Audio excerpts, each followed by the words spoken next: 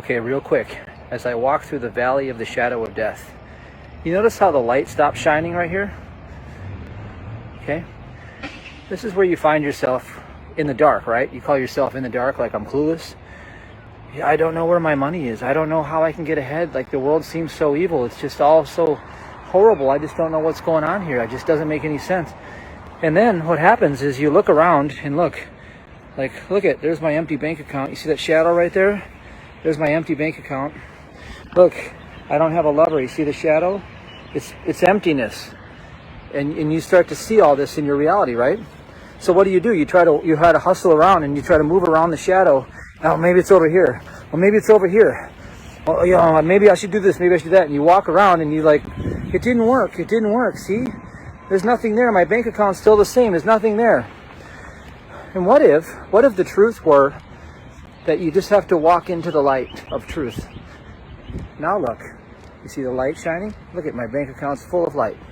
Everything is full. The light just painted itself as my reality. Everything in my world just became light. Look, supplies of friends, supplies of lovers, supplies of bank accounts, whatever you want to call it. The light alone is supplying itself.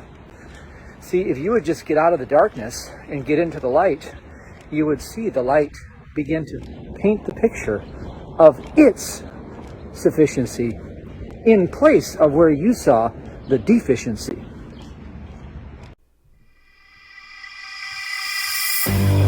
I am of the pure mind of God. I am the resurrection and the life in my body, my finances, my relationships, and my world. I qualify everything in my world with perfection. I am perfection.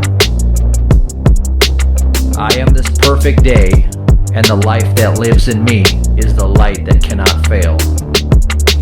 I accept only God's perfection, His good, in my outer circumstances. I know in my heart that God is all in all. I am absolutely not concerned about what happens, because I know wonderful things are happening now. Alright, so before I begin, let me just point out the elephant in the room. Okay? I'm going to teach you some things today. You're going to really find these fascinating. Just waiting for my moment. Just waiting for my moment. You know I'm waiting for my moment. Okay, now watch this. Watch this. Okay, hold on. Where is it? Oh, the light's shining the other way. Hold on. See the lights right here? Okay. I'm not going to follow a man anymore. He doesn't know what he's talking about. My money situation's still terrible. I have no money. I have nothing. The whole world's upside down. His truth doesn't work for me anymore. And yet, there's nothing there. That's a shadow. There's nothing there. Nothing was talking. There was no anything. There was nothing there. Pretty funny, isn't it? You see, what happens is when this right here is the carnal mind. Okay? The carnal mind casts its shadow called the world. And then you identify with that carnal mind and you become worldly minded. You take on the mind of this world. And it knows nothing of truth. And it is at war against truth because by its very nature, truth obsoletes that very mind. The light destroys the shadow. So what you'll find in this transmission, if you really pay attention, is if you put two and two together, I'll show you how to step into your divinity where your money already is, where your perfect health already is, even where your lover already is. I'll show you how to just let the light of this world clothe itself and put the garments on, because in the realm of summer, the garment is more valuable than the one wearing it. And in the realm of winter, the one wearing it is more valuable than the garment. See, when you're in the shadow, the one wearing it is the human mind. And when you're in the summer, which means you're in the Spirit by its own very nature is the garment of light that's all around you. And you see, then it's more valuable than the one wearing it. It's quite the riddle, huh? That's from the Nag Hammadi Library, by the way. So I was recording. I'm back in beautiful Sheboygan for this hill sprint. And these hills are so much easier. So much easier than the ones in Fond du Lac. My God, this feels like baby time now. I've elevated my fitness game. Elevated it. Unconsciously, of course. But here's the deal. I was recording something, and then my phone decided that it's out of space, and I couldn't clear enough things. So I'm like, I'll just go live here, and I'll record it here. And this is live. And I'll pop it into my other groups and on YouTube and all that good stuff. So I was talking about how you can't commit adultery and be blessed by God. And adultery in the world of the natural is when two individuals, stray from their their partnership. And it really is, it's all about legalistic law in the natural, Your partner, you get married, and you have a business agreement with two corporations that were joined together, so basically they could be fleeced by the state. It's all just the same nonsense in the natural. But in the supernatural, adultery means this. It means you are of the Spirit. It means you descend as the ray of the sun. See? You descend from the Son. The Son of God. The Son of God. Think about the reality and the illusion. The illusion is the sun that you see with your mortal eyes. The carnal mind looks at that sun. The reality, the truth, is the Son of God is the one substance that is the light of the world. Think about it. It is the one substance that is the light of the world. And it's being counterfeited by a material counterfeit dream, where you go and you worship this flesh creature that was hung on a tree, and you're like, well, that was the Son of God, and we'll never be as good as the Son of God. And the whole time you're committing adultery. Really, you are. See, you can't get this. Mortality knows nothing of the ways of God. As a spiritual being, you've never lived a single day in flesh. God, reflecting God's own qualities, just like the sun reflects off the surfaces here. See? The sun reflects off the water. Okay, what does it do? It reflects the very nature of the sun. So the water represents mind, it's currency. Water represents the currents of mind. Okay, that current of mind, okay, when it reflects the sun, it means that you are of a pure mind of God. It means that the radiant light is shining in that mind where there once was darkness. You see? Darkness means ignorance. So we walk through the world, we walk through the valley of the shadow of death, just like the psalmist talked about. And this valley of the shadow of death is the illusory outpicturing from the carnal mind's physical five senses.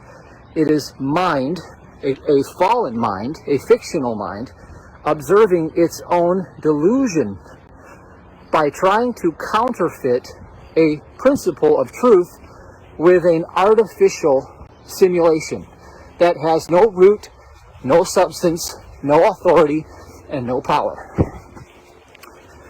Now, when you wake up to the gnosis and you realize that this root has nothing, because it is the eternal nothingness, the impersonal nothing, and you categorize everything that moves in time and space that you observe with the carnal mind as an empty carcass,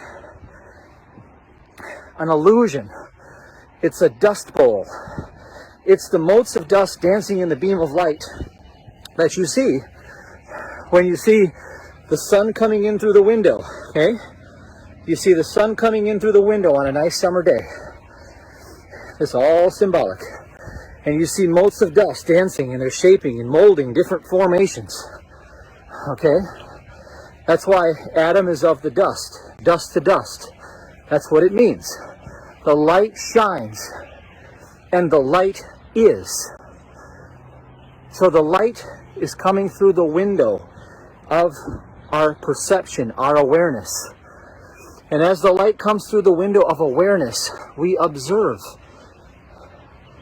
the spirit moving and curving back within itself to experience itself as spirit, mind, and matter. And these lower density realities of matter are for our undoing so that we can grow in Christ.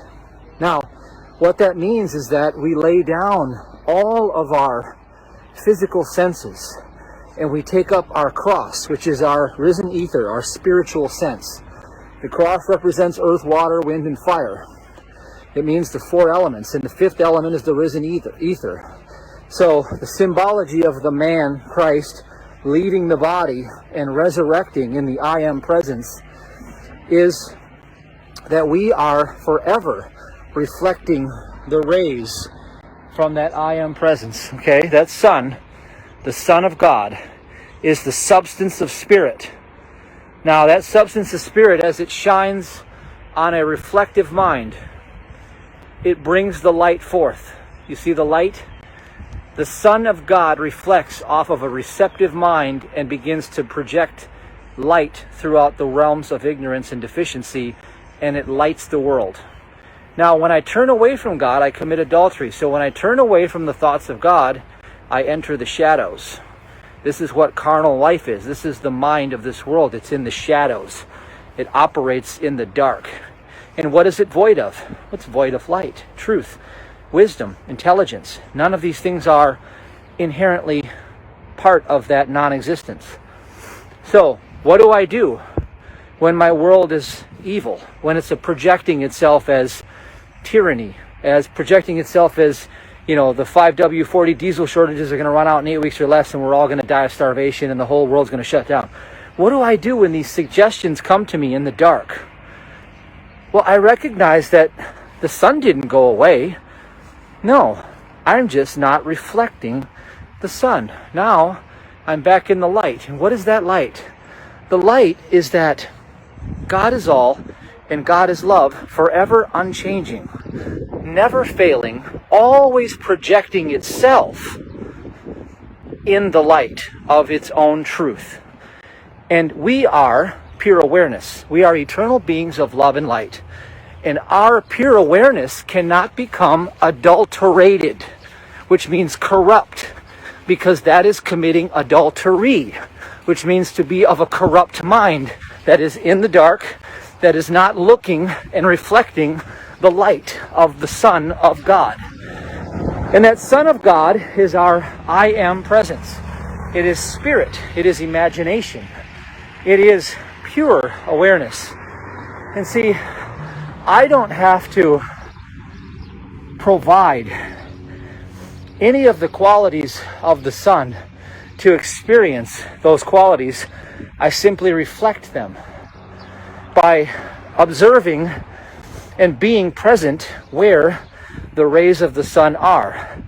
And those rays of the sun coming through the looking glass of the window, all of these motes of dust dancing around, represents the movement of form in time and space. And that movement of form is always shifting and turning, and it looks like it's alive. It looks like it's governing itself. It looks like it is something because of the light. Because of the light, it looks like something. It is the very rarefaction. You see, ether and ether rarefaction. So when you see the ether, you see the principle here. Now look at where the shadow is behind my hand. That is ether rarefaction. So the light of the world, reflecting its own principal truth, is the risen ether, the fifth element. It is the living Christ. And behind that, there is a shadow, fictional movement, a counterfeit world. And it's counterfeiting the principle with nothing. Can the shadow govern the light? Does the shadow move the light? Does the shadow ever interfere with the light? No, it doesn't. Only when we shut the window, when we shut the window of our awareness to obstruct the light, do we find ourselves identifying in the shadow world. And see, when the light doesn't shine in our thought, then we are dead in flesh. And then we misname everything by saying, well, adultery is when two flesh beings deviate from their togetherness. And I here to tell you this, that there is no love that is present outside of the light. There is nothing. It's empty. It's void. So rise above your body and just become aware of your body right now. Become aware of the flesh and bone and blood.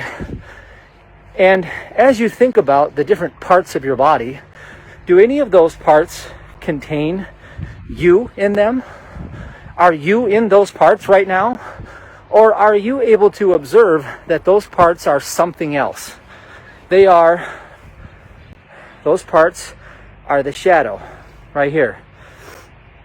So the world says that here's two lovers and they are married.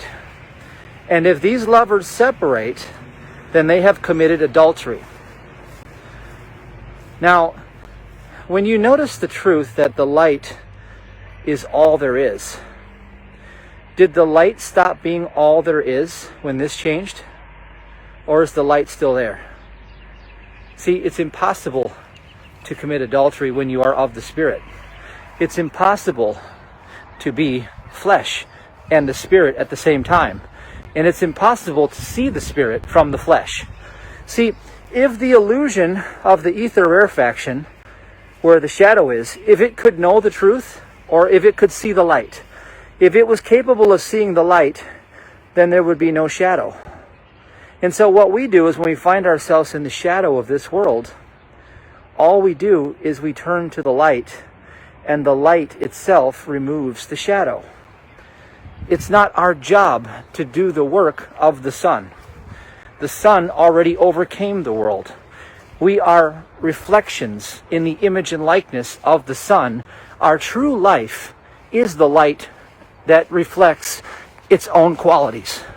We live, move, and have our being in Him. And outside of Him, there is nothing. And this is all how you identify. So when you walk through the world and you see evil, you've seen nothing. If you identify by qualifying it with good and evil powers, then you have committed the highest spiritual crime there is, which is blasphemy. So what you did is you took the ether rarefaction, which is the shadow, and you said it has qualities, which means you've given it life. You've given it governance. You've given it a root where it has no root. And then you call God evil by saying that this is real. You call this good by saying it has godlike powers. See, every time you call that which is not either good or evil, which is all forms that move in time and space, they are nothing but shadows that are observed by a carnal mind that bears no light. The carnal mind is the impersonal shadow. It is the darkness itself. It is the ignorance of God. All human suffering is ignorance of God. Right where this problem or condition seems to be, God alone is. There is nothing else that was ever created. So, when we stop committing adultery, when we stop turning to the shadows of the human mind, and through blasphemy, giving them powers of good and evil, when we stop doing that, then we have atoned We have become one with the Father. I and the Father are one. It is the Father's light that shines right now. It is the Father's light shining around me. And you see, the Father is looking at everything in the Father's creation. And you see, the Father's creation is seeing light. And look what it surrounds itself with. Light. You see, this light represents the substance of divine love fulfilling its own creation of itself by default. Now, that same divine love brings light when you turn to it to all of the darkness that seems to be happening in your finances, in your relationships, in your health.